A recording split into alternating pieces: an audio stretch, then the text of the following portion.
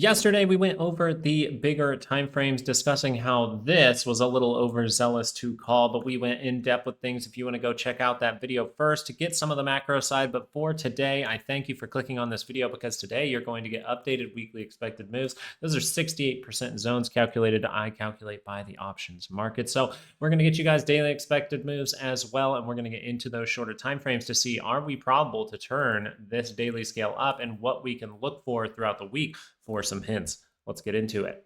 I'm going to do my best not to overcomplicate things. I want this to be very easy to understand at this point, as we could see a big drop, right? We discussed the volatility signals on the macro scale, how right now things are flashing saying, hey, we have some risk, but do we have the opportunity to go upward to see a price point tag so that the big players can take profit? Well, let's do our homework on the 2-hour scale. Why are we looking at the 2-hour scale? We're wondering if we are going to get a higher low to see if we can curl up the daily, get some kind of uptrend into the end of November, some kind of uptrend move. As of right now, we have not lost this low, so this could be a higher low forming, which is something that we were paying attention to up in these areas. So this is very, very nice as it stands. If the 2-hour is able to curl up, it is really close to that center line, which would suggest that we are going to test this high, go make a new one, and that is where we are very, very probable to make a move to attempt to go to 700.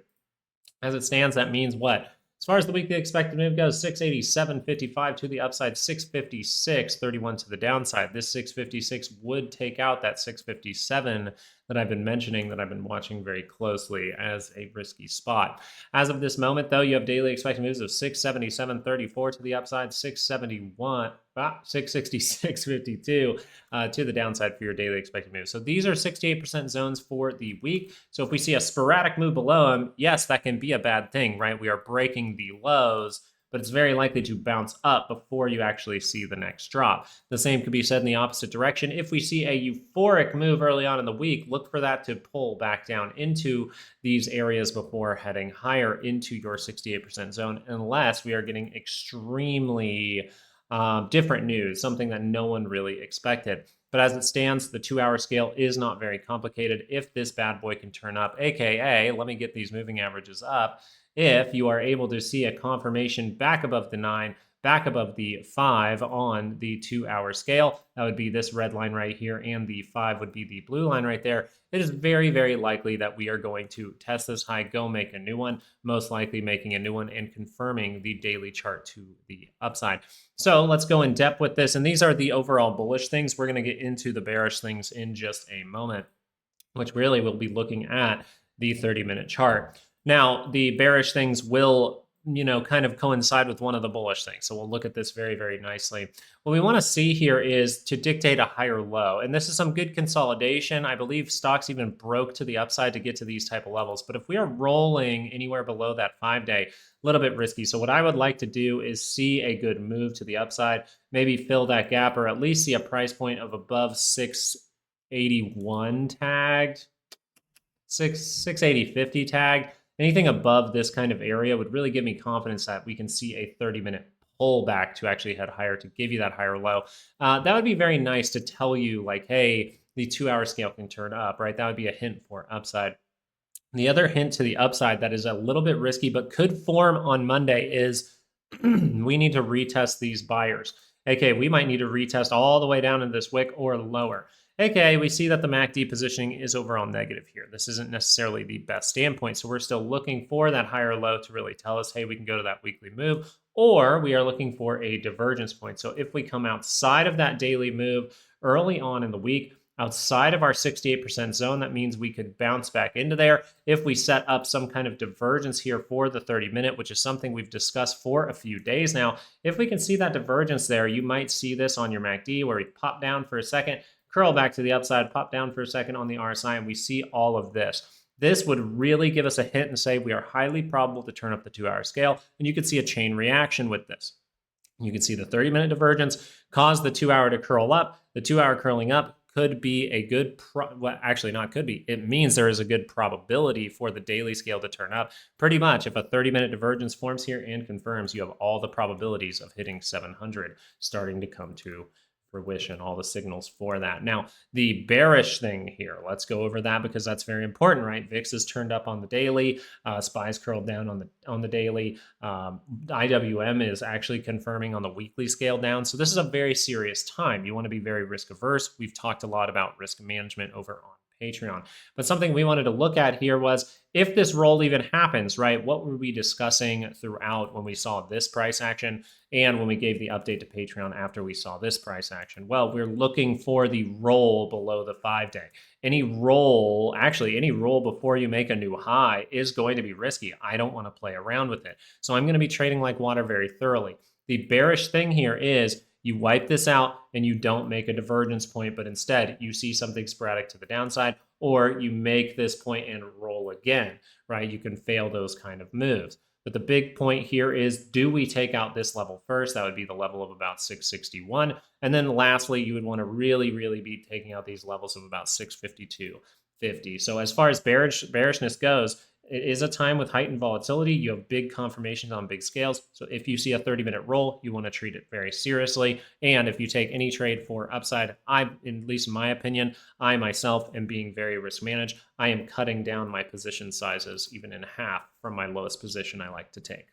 As far as the Qs go, let's do it a little bit backwards. Let's do the 30-minute first. Now, the Qs do not look like, we mentioned this in yesterday's video, the Qs do not look as good as the SPY for something very simple as far as price action goes and as far as rolling goes, right? But let's get you those weekly expected moves first. 629.09 to the upside. We have 588.63 to the downside. That is your 68% zone. It's very large. They are spreading out. Why? Because volatility is gaining some steam. As far as the daily expected moves, 615.76 to the upside. We have 601.96 to the downside. We are down by that monthly expected move.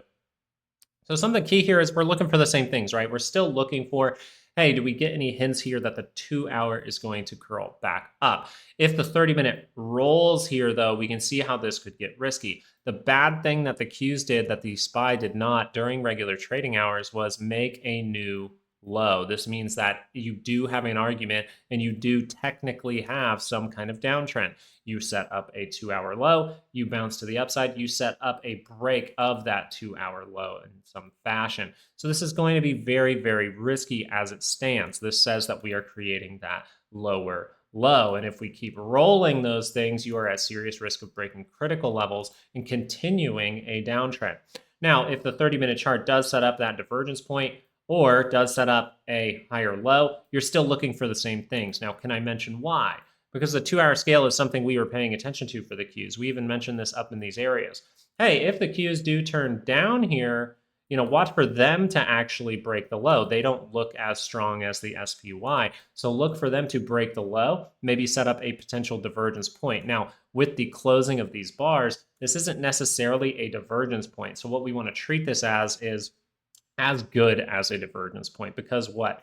The MACD is showing that it was able to get closer to the center line. So if you get a confirmation here, you're only about 2 to 4 hours away from seeing that go positive. You are in a much easier place, right? This down here, that's something that we talk about in the full technical analysis course, which there's a sneaky early bird special sale for down in the description, just in case people want to learn with high volatility. One of the things we go over is the MACD and helping you actually understand divergences, why it's important. I'll give you a little hint here. This is further away from the center line than this, so this has the potential to be a stronger move if the 2-hour can curl up into positive territory. Now, something we discussed over on Patreon, or actually in yesterday's video, was the fact that we could just fill this gap, right? The Qs could technically set up that lower high, but a 2-hour divergence would overall suggest that the daily scale can get going. And if you recall from yesterday's video, the daily scale for the Qs does not have any divergence on the MACD. It does have a flat divergence as of right now on the RSI, which means one more little push up like this would give us a great idea of that weakness. It would actually show us the weakness and momentum across the board for the Qs, and this would be a major topping signal, whereas if we were to top out right now and crash, the Qs would have had a complex top here.